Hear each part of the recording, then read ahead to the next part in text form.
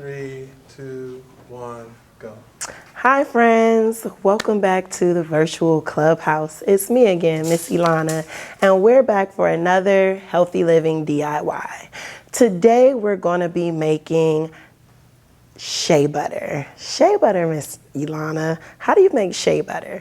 Well, really we'll be making a whipped shea butter, something that you can use all over your skin and your hair, face and feet, to give you nice, soft, supple, healthy skin, all right? And again, these are all natural ingredients that we'll be using because like I said last time, our skin is our largest organ, so we wanna make sure we take care of it because we need it to get us through the long run, all right? All right, so today what we'll be using is shea butter, and this is shea butter in its solid form, okay? So you wanna find a shea butter that looks like this, okay? It's clean, it has a good consistency, we don't see any twigs, sticks, nothing in it, all right? And it's a very good quality shea butter, all right? So wherever you get your shea butter from, that's what you want to look for. So we're going to find a good shea butter.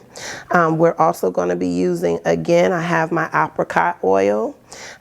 We have some coconut oil, and then again, our essential oils. So many of these ingredients, if you remember from our last video, we use. So I'm showing you other ways that you can use those same ingredients so you can get your money's worth, all right?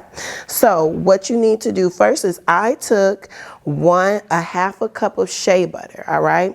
So I already melted it down, and how can you melt it down? Simply pop it in a microwave for about a minute and a half, or you can put it in a bowl of very hot water and it's gonna melt down as well. So I like starting from a liquid form of the shea. Some people prefer to take a hand mixer and maybe use a softer shea and not all the way melt it. Either way works just fine. For me, I find that this is much easier to do. So I melted down my shea butter already. I'm gonna pour it into my mixing bowl.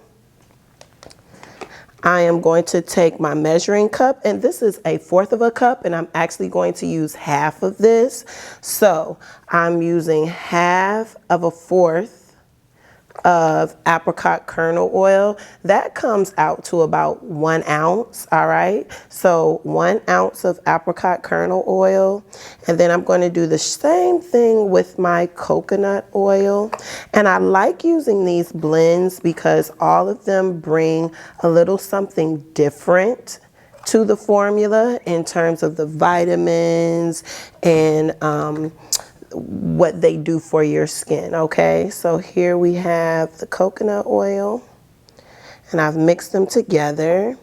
And if you can see, they're all liquid, okay? So it's gonna look like that. Now, the thing with doing DIY, and I bet you never thought that all that math that you had to do in school would ever be of use when you came home. However, I'm here to tell you it is. So remember back when we were talking about essential oils and how they're therapeutic, but we always have to make sure that we dilute them with a carrier oil. If you recall, I said a great formula to use is 6 drops of essential oils for every 1 ounce of botanical or carrier oil that you use. So in this case, I have about 6 ounces of oil. That is the shea butter, that includes the apricot kernel oil and the coconut oil. So 6 drops times 6 ounces is 36. So we've got some oil to play with there. So for this mix, I'm actually going to use 2 different types of essential oils. I will be using lavender essential oil and tea tree.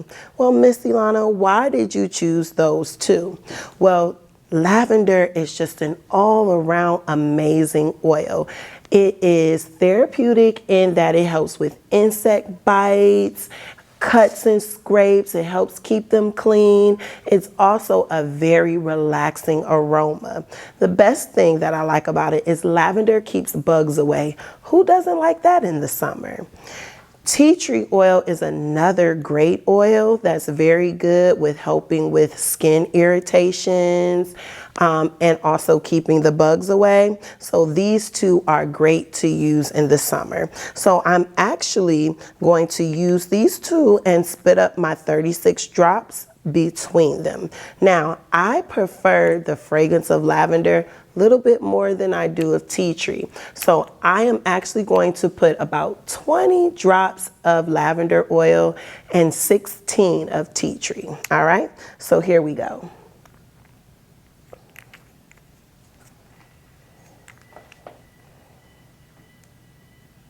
Two, three, 4, 5, 6, 7, 8, 9, 10, 11, 12, 13, 14, 15, 16, 17, 18, 19, 20. All right, that's good.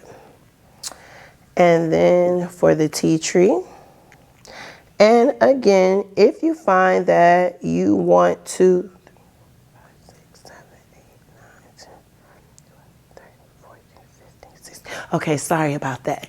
If you find that you want to add a little bit more or a little bit less of the essential oils, I think that's perfectly fine. Just not try to go over too much of our concentration. The concentration that I gave you equals to be about 1% of the formula of essential oils to our base mix of oils. So try not to go over too much, but if you do a little bit more, it won't hurt anything, all right? And then from there, all we're gonna do is mix, mix, mix.